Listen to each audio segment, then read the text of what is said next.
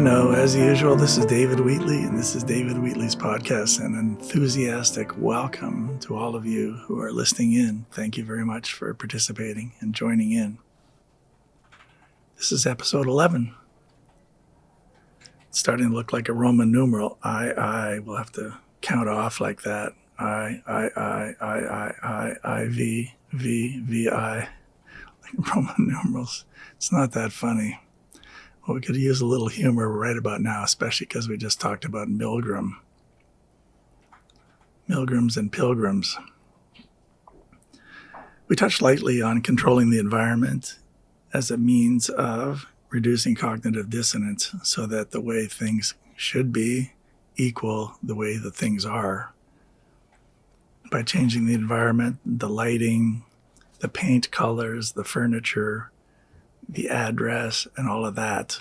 By changing all that, it's possible to have all of that measure the way the person envisions it. And related to that is controlling the environment, that's one way to control the environment. You just change it to make it the way you want it. I also think that, and I mentioned that anybody who's in the environment also gets controlled. So if somebody says somebody is a control freak, this means that the person being controlled, the controllee, happens to be in the environment that the controller wants to control. And that's why people get bossed around. So if you don't want to get bossed around, you either need to become the boss or work somewhere else where people are more chill, or where the way it is and the way it should be are the same. They're a helpful employment hint for anyone listening in who's an employee. A little bit more about Milgram. He noticed that when a number of people were voting in public, let's say a panel, and I'm paraphrasing what he's done, please go to his studies to get the real information, but the way I interpret it is, if we have an advisory board or a council and there are 10 people on it, and they start asking for votes, and these are not secret ballots, but people say how they're voting, after the first 4 or 5 vote yes, the remaining 4 or 5, even though they want to vote no, because according to their way of thinking and creating their own opinions, the correct answer is no, they will also vote yes due to what we might call peer pressure. But the key thing to this study is what comes first, that there's a momentum to voting. And I believe this also applies to the way pop culture functions, that if a singer or an entertainer can get to the point where they have, let's say, half or some other number of the available votes in terms of people buying things, going to their concerts, buying tickets, that the rest will fall into line whether they like the artist, whether they really like the artist or entertainer or not. They will go with it. This is sometimes referred to as a tipping point. I don't know much about tipping points. I think I see them. I'm not sure I can predict them. If I could, I would probably be moving millions of people around the world, but I'm not at the moment. Besides, that would be a big responsibility. So something to think about in that regard.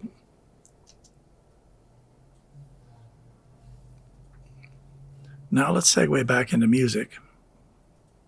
I don't think we ever fully left music, but a lot of this social psychology stuff, I'll call it, comes about from interacting with other musicians, other talented people, and audience members, and what creatives call the business side of music. Most creatives do not like the business side of music, and I think the business side think that the creatives are difficult to manage, they're lazy, they're temperamental, they're out of control, they goof off. In some other countries, they think creatives should work harder. In other countries, they think that creatives in the United States don't get enough done. They're not productive enough. So there is this tension. There can be this tension between the two groups. And so the business people are trying to quantify what is created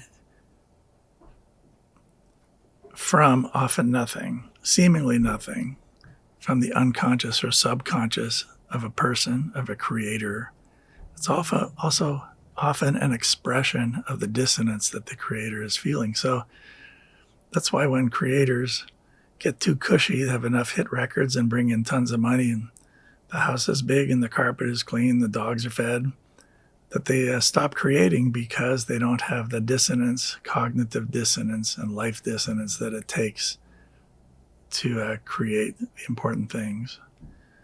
Also, there are anxieties that come up. But what if the creative person's fourth song is not a hit? Then they can be criticized by other groups. Back to social psychology, group versus group. The star has a whole following, which could be considered a group led by the star as the spokesperson.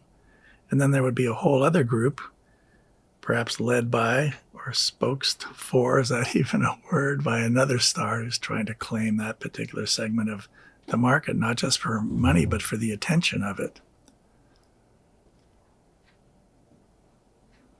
And so, let's see if I can tie this back in. So I'm going to talk a bit more about music and motifs. In form and analysis class, we talked about motifs. Some people call them motifs. Motifs usually sound like an episode of Law and Order, so I tend to stay away from it. And anybody who studies French would call them motifs, so I'm going to call them motifs, M-O-T-I-F-S. A motif is equivalent to a seed in the plant world, such as an acorn or a seed that can be planted in the ground, and out of that springs a plant or a tree. So Beethoven's Fifth, the opening of that, those first four notes would be considered a motif, and there are hundreds, if not thousands, of motifs in use today all over the world. And there are techniques that have been developed over the years to develop motifs. And to those who think that studying just creates canned music, I hope you'll go along with the theory that this music and the development of this music was done before the theories were quantified, and that the musicologists and theorists came along later to explain them, but that the original creation and incarnation were done spontaneously, connected to that part of the creator that only they can access, and they happen to find that right there. So out of the motif comes, motifs can be a few notes. They can be a 2-bar phrase or a 4-bar phrase, and in rare instances, an 8-bar phrase. And most music in Western civilization is based on 2- and 4-bar phrases. So a 2-bar motif can have an antecedent and a consequent phrase to it. This also ties into improv class. Remember that class I took where I ended up in it even though I wasn't an actor? And there's the initiation line, and then there's the response line. An antecedent, meaning the initiation line, and the second one is the response or consequent line. Some people think that the initiation line is actually the setting, and out of that, the actor responds with a consequent line or response. Could be physicality, doesn't have to be words. And so, back to the motifs. An 8-bar phrase could be known as the A section. This is in songwriting now. And then that 8-bar phrase can turn into a contrasting 8-bar phrase. So the first 8 bars would be the verse. It sounds kind of short, but for this example, hope you'll bear with me. Second 8 would be the chorus. The next 8 will be the exact same music as the first 8, which we will call the A section. The chorus is the B section. So verse 2 is the A section, followed by an exact repetition of the chorus, the B section. So we now have A, B, A, B, followed by a contrasting bridge, which often goes into another key and uses different rhythms, not wildly different, but often a higher level of rhythmic activity, adding 16th notes. A lot of the listeners who are in music are going to be saying, dude, you're really oversimplifying this. It doesn't always apply. I agree. It doesn't always apply. But nevertheless, often enough. And I'll just put it on my experience. Who can argue with my experience because it's my experience? Do I sound defensive? Yes. Okay. And I wonder if we'll ever have enough viewers that I'll get cards and letters like they used to say on the Johnny Carson show. Oh, we're going to get letters about that.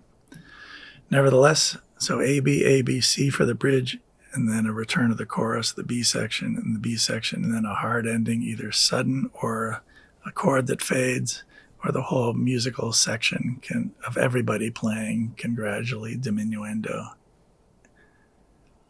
and soften. Just a minute, please.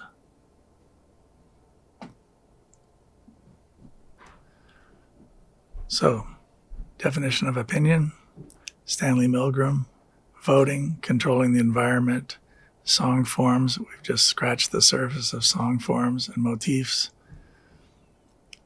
I think people who look at a song form of a jingle of, let's say, 10 seconds, an ad on YouTube, this program will start in 9 seconds, or 30 seconds, or a Super Bowl commercial, it's 2 minutes.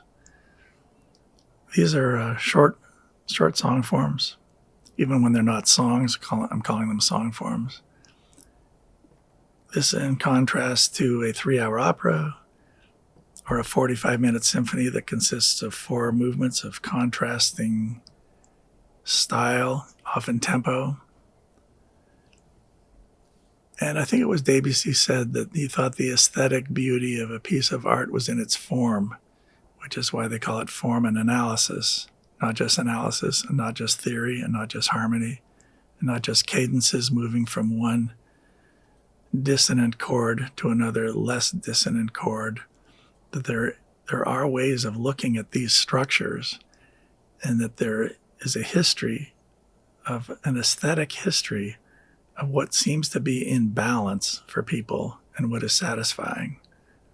The golden mean, for example, in the shapes of trees, back to that, acorns, and the balance between the trunk and the major branches that go off to the side, and then the smaller branches and the leaves, and correlations between that and the high point or climax of a particular piece of music, such as a symphony or a movement of a symphony. And people say, well, why would we need to know all that, especially in a 10-second YouTube, this video will start in 9 seconds world? Why should we know that? I consider it to be more advanced thinking. Do we have to decide what the word advanced means? Yes, we will. We'll spend 7 or 8 episodes on what advanced means. Only fooling, just feeling a little grouchy, a little dissonance. I want to call myself out on that. I know you already are. I've already showed you how to do that. All right. So His Royal Grouchiness me is going to log off here. And this is episode 11, with my great thanks to our engineer and the other distinguished member of our audience for helping to put this on and make it happen. Please go to the description and look up the Patreon opportunity and sign up. And you will endear yourself to us even more than you already have. And with that, it concludes this episode, and we'll look forward to bringing you the next one soon. Thank you for listening.